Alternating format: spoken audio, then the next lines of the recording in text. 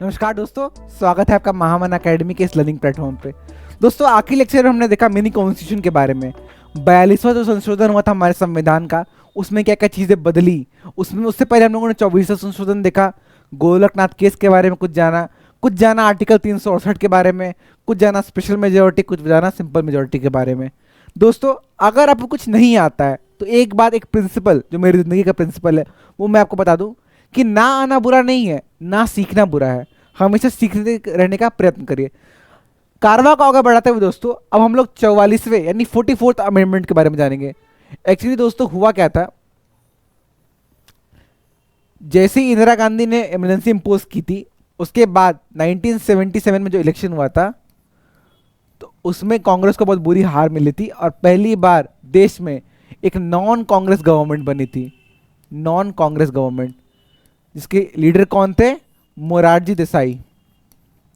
मोरारजी मोरारजी देसाई देश के पहले नॉन कांग्रेस प्राइम मिनिस्टर। ये मैंने आपसे डिस्कस कर रखा है। वैसे आगे बढ़े दोस्तों, तो जितने भी चीज़ें ड्यूरिंग इंदिरा गांधी इमरजेंसी में जब क्या कहते हैं जो अमेंडमेंट की थी, उसी को ओवरटर्न करने के लिए 44th अमेंडमेंट लेकर आया गया था। देखिए, the 44th amendment was passed after the emergency was limited to undo many of the बदलने के लिए many of the changes made by the 42nd amendment. It restore the judicial review power, very important. Judicial review power वापस आ गई थी of the courts which had been restricted by the 42nd amendment. दोस्तों को बता दूं कि मोरारजी देसाई की जो गवर्नमेंट थी, उन्होंने एक कमीशन बनाया था, किसका नाम क्या था? Shah commission. Very important for you guys, जो लोग 12th में हैं, किसी भी सिविल सर्विसेज की तैयारी कर रहे हैं, एसएससी की तैयारी कर रहे हैं, एक शाह कमीशन बनाई गई थी। ठीक, जस्टिस शाह के द्वारा लीड कर रहे थे उसे, कि क्या क्या गलती इंदिरा गांधी ने की थी, ताकि एक बहुत मेजर केस बना के उन्हें जेल में डाल दिया जा सके। ठीक, आगे बढ़े दोस्तों। The right to property was remove from the list of fundamental rights and made a legal right under article 300A। आपको मैंने इंपॉर्टेंट आर्टिकल के सीरीज में बताया भी था ये, कि राइट टू प्रॉपर्टी को फंडामेंटल राइट से हटा के आर्टिकल 300A से नॉर्मल राइट, नॉर्मल इसको क्या कहते हैं, राइट बना दिया गया, या फिर नॉर्मल आर्टिकल बना दिया गया। ठीक, the amendment also modified the provisions for declaring national emergency to ensure that it misuse could be checked and safeguard civil liberties. कि अब क्योंकि जो लोग थे उन्हें एक बहुत बुरा इम्पैक्ट झेला था क्या कहते हैं इमरजेंसी का, तो ये ध्यान रखा गया कि अब कोई भी इमरजेंसी हो, नेशनल इमरजेंसी हो, तो कोई बहुत ज़रूरी हो तभी इमरजेंसी लागू हो, और इतनी आसानी से ना आ सके। प्रेसिडेंट का उसमें बहुत बड़ा रोल होना ही होना चाहिए। आगे बढ़ते दोस्तों,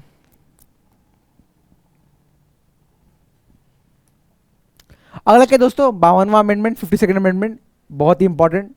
ठीक, ये अमेंडमेंट जो है दोस्तों एंटी डिफेक्शन लॉ के लाया गया था। हुआ क्या है दोस्तों, पहले एक लीडर हुआ करते थे, आपको मैं क्या कहते हैं उनकी के बारे में बता देता हूँ, जो मैं आपसे डिस्कस कर रहा था आया राम गया राम के बारे में, वो उन्हीं के बारे में है। ठीक, स्टेट लेजिस्लेटिव असेंबली की क्या कहते हैं एमएलए थे, क्या कहते हैं हरियाणा के। उन्होंने 3 बार फोर्टनाइट मैंने 14 दिनों में 3 बार पार्टी बदली थी।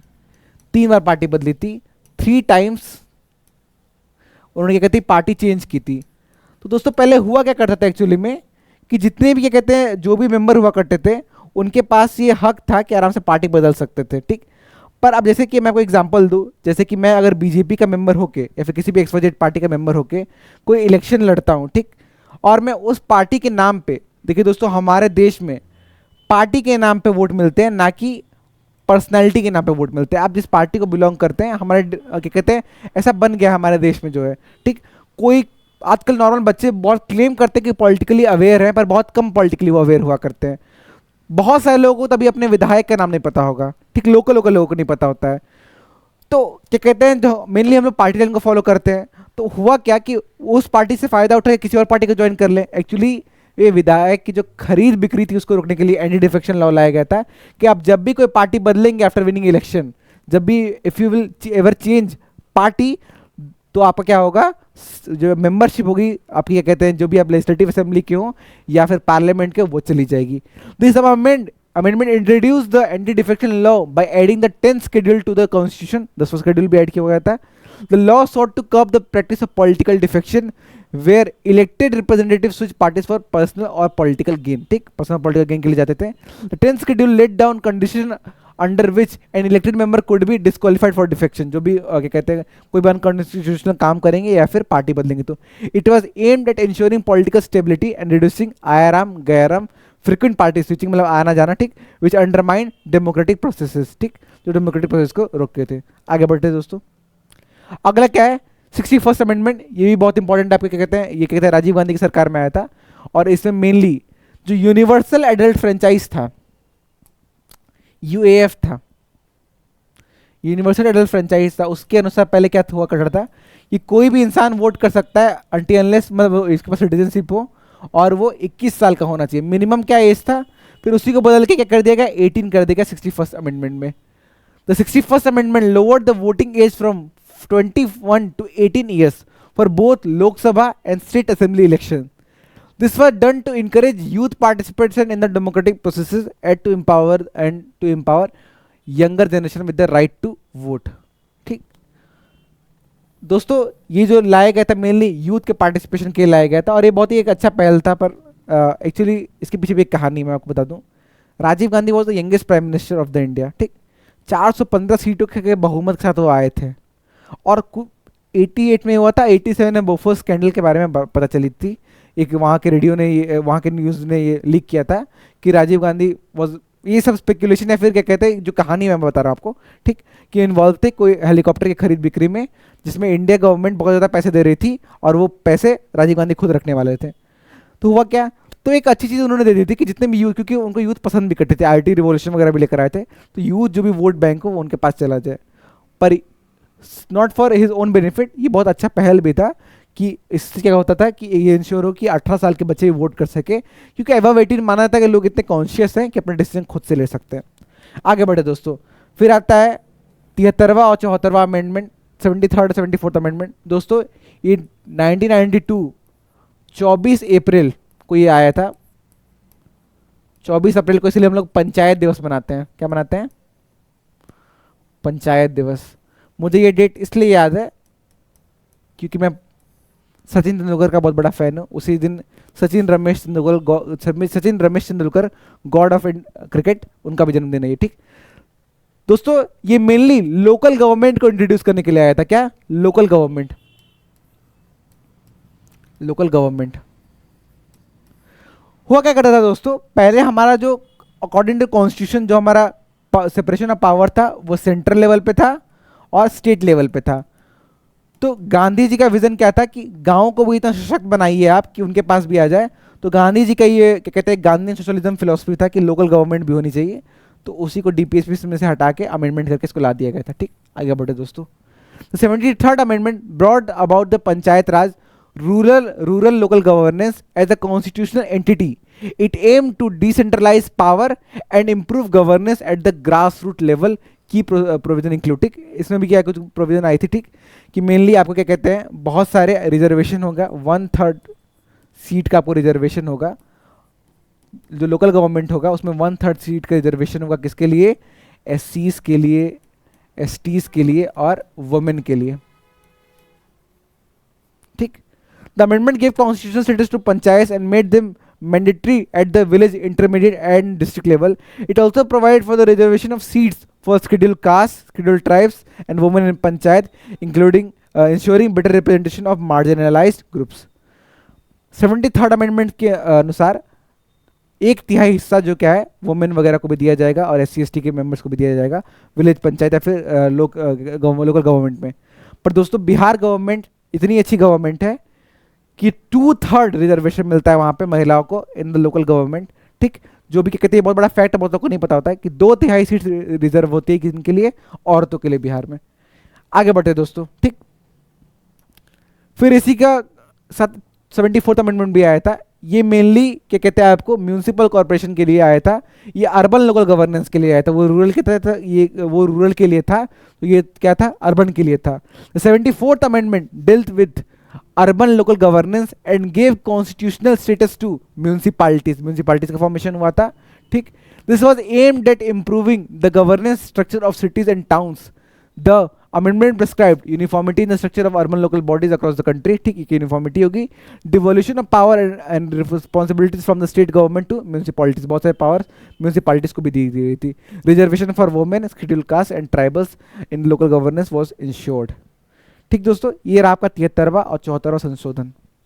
दोस्तों ध्यान देने के बाद एक इधर मैं आपको बताऊंगा कि 73वां 74वां संशोधन जो था, ऐसे ये नहीं था कि पहले लोग पंचायत नहीं हुआ करते थे। सबसे पहला जो कहते हैं विलेज पंचायत फॉर्म हुआ था वो 1959 में हुआ था आपको राजस्थान में।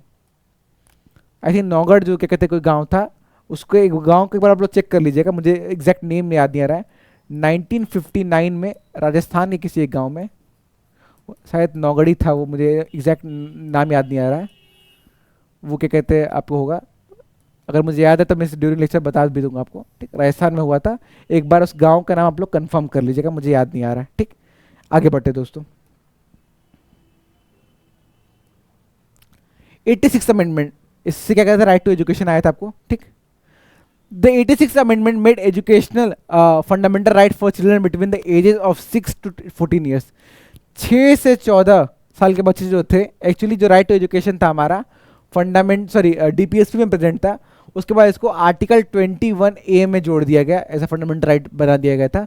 This was a landmark move to address illiteracy and ensure universal access to education. The amendment added, मैंने जैसे बोला, article 21A which ensures that the state provides free and compulsory education to the children in this age group. ये बहुत ही महत्वपूर्ण amendment था जो ensure किया। ठीक, 91st अमेंडमेंट दोस्तों, ये एंटी डिफेक्शन लॉ को और क्या कहते हैं मजबूत करता था। The 91st amendment introduce provision that limited size of the constitutional council of minister and central and state level. It fix the total number of ministers in the union government and 15% of the total member of the लोक सभा। This was aimed eight reducing the unnecessary inflation of cabinet and ensuring a more efficient governance structure. इसको मैं explain करता हूं आपको। होता क्या था दोस्तों, पहले जो 1989 से 2014, इसको क्या कहते हैं, era of collision. Era of collision,